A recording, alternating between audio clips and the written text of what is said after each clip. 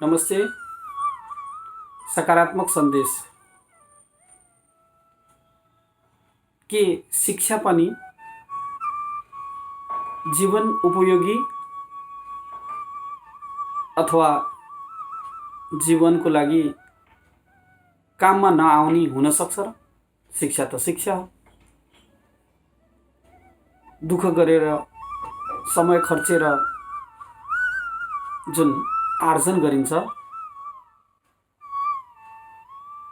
Academic certificate अथवा लामो समय अनुभवको आधारमा प्राप्त गरेका ज्ञानहरू के यी अनुपयोगी काम नलाग्ने हुन सक्छन्? यस्तो हामीलाई किन लाग्छ भने लामो समय खर्चेर पनि ठुल्ठुला प्रमाणहरू बोकेर पनि कतिजना मानिसहरू उपयोगी देखिएनन्, आफ्नै लागि पनि प्रगतिको कारण बनेन, समाजको लागि पनि खासै कुनै योगदान र उपयोग देखिएन।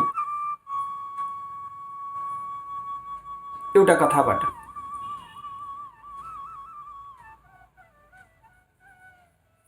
राम्रै परिवारको, मध्यम परिवारको दुईजना छोरा। आमा बुवाले राम्रो संस्कार दिए। दुवैजनालाई गाउँकै राम्रो स्कुलमा अध्ययन गर्नको लागि अनुकूल वातावरण दिए। आफूहरू आफ्नो भएको खेतबारीमा दुःख गरेर बच्चाहरूको लागि कुनै कमी गरेनन्। मात्रै 2 वर्षको फरकका 2 दाजुभाइ थिए, छोराहरू।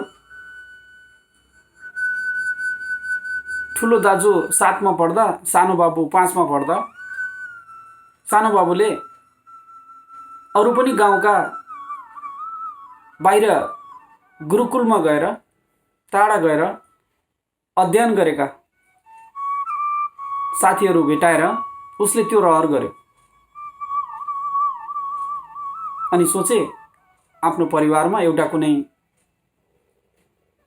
छोरा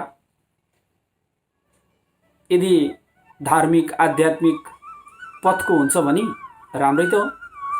एउटा चाहिँ व्यावहारिक ज्ञानको लागि गाउँमै बसेर हामीलाई पनि साथी बन्छ, अर्को चाहिँ बाहिर गएर अध्ययन गरेर समाजको लागि पनि उपयोगी अझै बन्ला। यो राम्रै सोचे, यस्तो राम्रै लाग्यो आमा बुवालाई। अनि कुनै राम्रो सज्जनको माध्यमबाट सानो छोरालाई मन बलियो बनाएर अध्ययनको लागि बाहिर पठाए।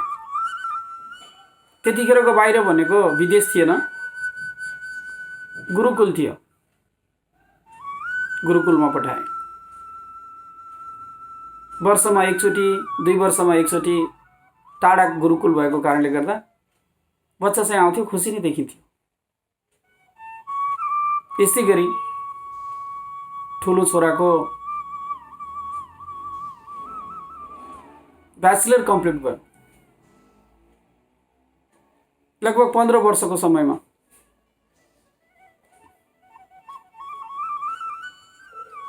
ग्रेजुएसन कम्प्लिट गरिसकेपछि अनि छोरा जब 22-25 वर्षको भयो, विवाह गरिदिए, बुहारी पनि ल्याए। त्यो सानो छोराको आवत जावत कम हुन थाल्यो बिस्तारै, 5 वर्षमा एकचोटि आउने। तर उनीहरूले मन बलियो बनाएर नै छोरालाई समाजको लागि उपयोगी होला भनेर पठाएका थिए। खासै गुनासो गरेनन्। ठुलो छोराको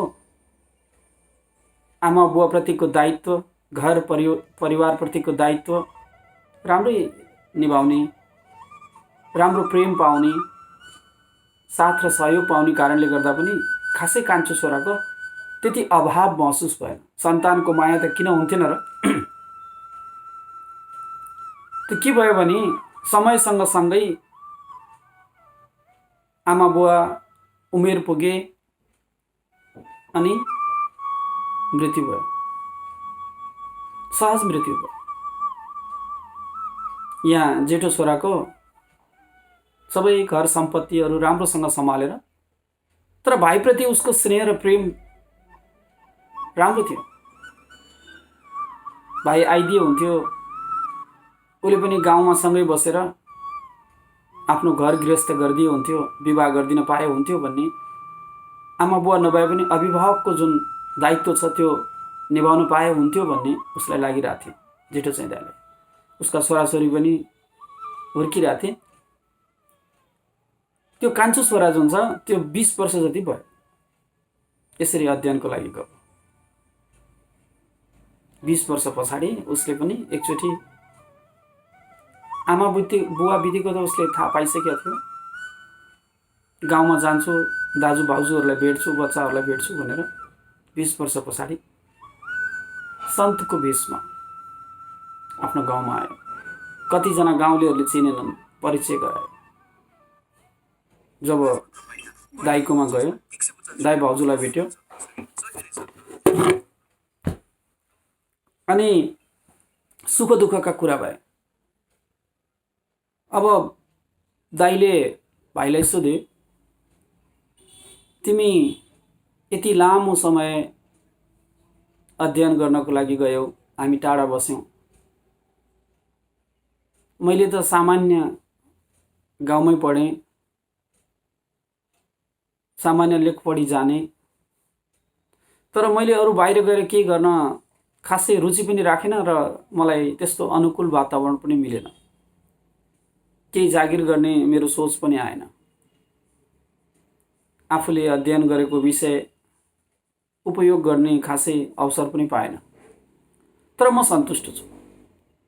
आमा बुवाले जुन दायित्व दिनुभयो त्यसलाई मैले राम्रोसँग निर्वाह गरेँ। म तिमी जुन 20 वर्षको समय बाहिर बसेर अध्ययनको लागि बितायौ हो, त्यो अनुभव चाहिँ तिम्रो सुन्न चाहन्छु। तिम्रो अनुभवहरू सेयर गर, साझा गर। त भाइले पनि ठिक छ दाजु, हजुरको इच्छा, म भोलि हामीसँगै अलिकति बाहिर गएर मैले सिकेका कुराहरू के सिकेँ साझा गर्छु। त 20 वर्षको अनुभव सेयर गर्न अर्को दिन बिहान घरबाट अर्नी पानी नास्ताहरू खाएर अनि बाहिर निक्ले दाजुभाइ भयो। भाइको चाहना भयो एउटा जङ्गलमा जाउँ, गाउँदेखि टाढा जाउँ, मैले सिकेको कुरा छुट्टै तपाईँलाई देखाउन चाहन्छु। त्यो जङ्गलमा एउटा जङ्गली हात्ती देखियो अनि भाइले भन्यो, दाजु हेर्नुहोस् त्यो हात्ती देख्नुभयो, म यहीँ बसेर त्यसलाई ठहरै यत्तिकै मृत्यु वरण गराउन सक्छु। भाइले त्यही गरायो। अलि पर जाँदा उडिरहेको चराहरू देखेर भन्छ, दाजु त्यो उडिरहेको चरा छ नि, फुत्लुक्क मरेर चरा झर्ने बनाउन सक्छु। हेर्दा हेर्दै त्यो फुत्लुक्क झर्ने भयो। एउटा हरियो ठुलो 50औं वर्षको ठुलो रुखलाई दाजु मैले नछुइकन यसलाई सुकाइदिन सक्छु। तुरुन्तै मुर्झायो। भाइका ती चमत्कारहरू हेऱ्यो र भोलि अब दाजुले के सिक्नुभयो, भाइको चाहना भयो कि दाजुले के सिक्नुभयो भोलि मलाई सुनाउनुपर्छ, बताउनुपर्छ। अनि दाइले भन्यो, म त सामान्य गाउँमा खेती किसानी गरेर बसेको मान्छे, मैले खासै के पो सिकेर। ठिकै छ, त्यही पनि भोलि फेरि मेरो पालो। ठिक छ। त्यो बेलुका गए, सुते, अर्को दिन बिहान फेरि नास्ता पानी खाए। अनि त्यसपछि अब दाजुको पालो, दाजु र भाइ फेरि बाहिर निक्लिए। नदीको किनारमा गए। नदीमा सामान्य गाउँका बोटेहरू जुन छन् नि ले डुङ्गा पारी लग्ने गर्थे। अनि दुवैजना डुङ्गामा बसे। अब दाइको पालो थियो नि, दाइले जे गराउन छ। अनि पारी गए। अनि एकछिन पारी घुमे, अनि वारी आए र बोटेलाई 2 जना पारी गए र वारी आए बापत 10 रुपियाँ दिए, 5-5 रुपियाँ गरेर। अनि भाइले भन्यो, दाजु बिहानदेखि हिँडेको तपाईँले के सिकेँ भनेर खासै केही बताउनु भएन। अनि दाइले भन्यो, बाबु तिमीले जिउँदो भएकालाई 20 वर्ष लगाएर मार्न सिकेछौ। मैले एउटा गरिबलाई नदी पारी लगेर वारी ल्याउनेलाई बाँच्न सिकाएँ, 10 रुपियाँ दिएँ, आज गरिबले खाना खान्छ। त यो शब्दले भाइलाई छुयो। मैले 20 वर्ष लगाएर के सिकेछु त? कसैलाई बचाउन त सिकेन, कसैलाई बाँच्न त सिकाएन, कसैलाई एक छाक टार्न त सिकाएन। त्यो ज्ञान त मैले खोइ पाएन। मैले त बरु जिउँदोलाई मर्न पो सिकाएछु। यो शब्दले छुयो। र कहीँ कतै अब यो कथा, यो घटनाको माध्यमबाट हामीले के सिक्यौँ त? हामीले हेरेका छौँ समाजमा हत्या, हिंसा, अपराध गर्नेहरू साँच्चै निरीह र निर्दोष, एटम बम बनाउनेहरू के नपढेका मान्छेहरू, संसारलाई ध्वस्त बनाउने हतियारहरू बनाउनेहरू, युद्धका सामग्री बनाउनेहरू के साँच्चै नपढेका हुन्? पढ्न त पढेकै हुन्, तर समाजको लागि समस्या। हेर्नुहोस्, त्यही कैँची अथवा चक्कु जब अपराधीको हातमा पर्छ त त्यो हत्या, हिंसा या अपराधमा उत्रिन्छ, त्यही चक्कु अथवा कैँची। तर जब चिकित्सकको हातमा पर्छ, डाक्टरको हातमा पर्छ, त अपरेसन गरेर सन्चो बनाउनको लागि, बिमारीलाई ठिक गर्नको लागि, ठुल्ठुला रोग, असाध्य रोगबाट मुक्त गराउनको लागि, अपरेसन गर्नको लागि सदुपयोग हुन्छ। शिक्षा यदि सही दिशामा भएन भने समाजको लागि समस्या बन्न सक्छ, आफ्नो लागि अहित बन्न सक्छ। त्यसैले शिक्षाको सदुपयोग गरौँ र जीवनलाई उच्च बनाऊँ। आजको सकारात्मक सन्देश यही विश्राम गर्दै फेरि अर्को श्रृङ्खलामा अरू केही थप जानकारी समेत उपस्थित हुने छु। सबैको जय होस्। नमस्ते।